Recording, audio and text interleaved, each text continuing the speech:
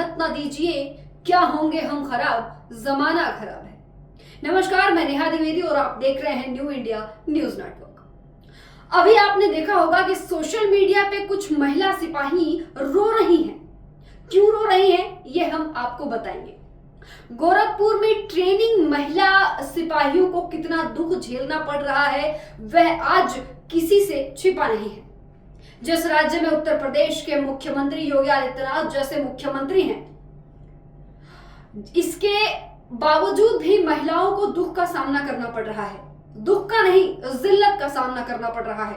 नौबत ऐसी आ गई है कि कोई जहर खा के मर जाए।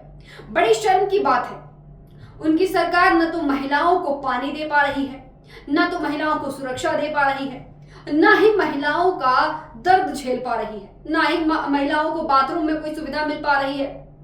जी हाँ, अब इससे ज्यादा शर्मनाक और क्या बात हो सकती है कि ट्रेनिंग महिला पुलिसकर्मियों के बाथरूम में कैमरे लगाए गए हैं, उनके वीडियो रिकॉर्ड किए गए हैं। उनको आपको सुनकर थोड़ा अजीब लग रहा होगा, लेकिन चौंकिए मत, ये योगी आदित्यनाथ का राम राज्य का सरकार है।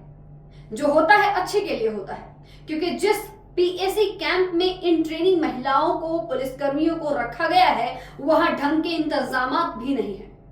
अधिकारी दोषियों पर कार्रवाई नहीं की गई। इन पे कार्रवाई करने के बजाय ट्रेनिंग महिला पुलिसकर्मियों को ही समझाने पहुंच गए, जिससे मामला दब जाए। दरअसल ये मामला गोरखपुर का है, जहां ट्रेनिंग ले रही महिला सिपाहियों के बाथरूम में कैमरे लगाए जाने की बात सामने आई। अब आप देखिए ये वीडियो, जिसमें लड़कियां बोल रही हैं कि बाथरूम में कैमरा लगा है। वे रो रही हैं और कह रही हैं कि मेरी इज्जत तो बर्बाद हो गई। आप देखिए ये वीडियो। में कैमरे लगे हैं, सब आज का वीडियो बन चुका है, क्या हो सकता है, उसको वापस करेंगे क्या ये नहीं? अब आप ये वीडियो देखिए, जिसमें योगी आदित्यनाथ ने कहा था कि वो महिलाओं के सुरक्षा, मान सम्मान, बेटियों के मान सम्मान के साथ अगर कोई खिलवाड़ करता है तो हम उसको बीच चौराहे पर उल्टा लटका देंगे या फिर यमराज तक उसकी यात्रा फिक्स करवा देंगे। आप देखिए ये वीडियो। बहनों और भाइयों, एक गरीब को न्याय मिले, एक कमजोर को न्याय मिले, हर बेटी सुरक्षित हो, हर व्यापारी सुरक्षित हो, हर नागरिक के सामने सुरक्षा का कोई संकट खड़ा ना हो।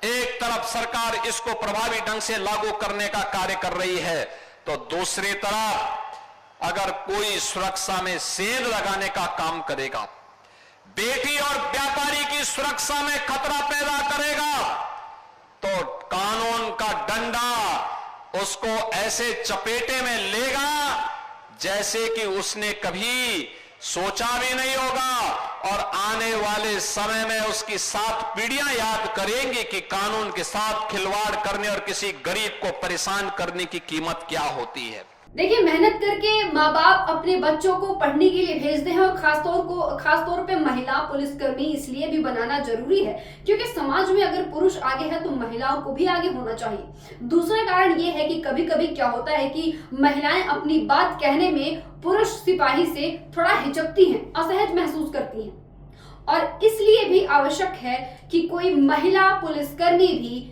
इस विभाग में हो। लेकिन यहां पर देखा जा रहा है कि योगी आदित्यनाथ के रामराज में खुद सुरक्षा देने वाले ही सुरक्षित नहीं हैं। जिन सुरक्षा कर्मियों का हवाला देके कहते हैं कि हमारे राज्य में गुंडागर्दी नहीं है, आज वही सुरक्षा कर्मी सुरक्षित नहीं है। ये पुलिस विभाग में अपने में ही सुरक्षित नहीं है, अपने विभाग में ही सुरक्षित नहीं है, जिसमें यह आगे बढ़ना चाहती है। लेकिन देखिए, कुछ ऐसे मीडिया चैनल भी हैं जो इस बात को घुमा फिरा कर बताने की कोशिश कर रहे हैं और ये दिखाने की कोशिश कर रहे हैं कि यह लड़कियां गलत हैं।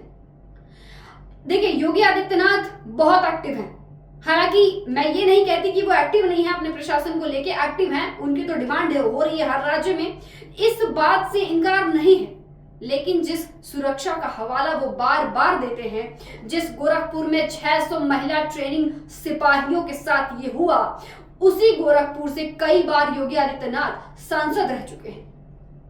लेकिन इसके बावजूद भी वहां पर ऐसी घटना हुई तो सवाल सबसे बड़ा यही है कि लेकिन मीडिया चैनल कुछ ऐसे हैं जो इस बात को खुलेआम नहीं बता रहे हैं क्योंकि उनके मुंह बंद कर दिए गए हैं। अब कैसे मुंह बंद कर दिए गए हैं हम ये नहीं बता सकते, ये आप समझते हैं।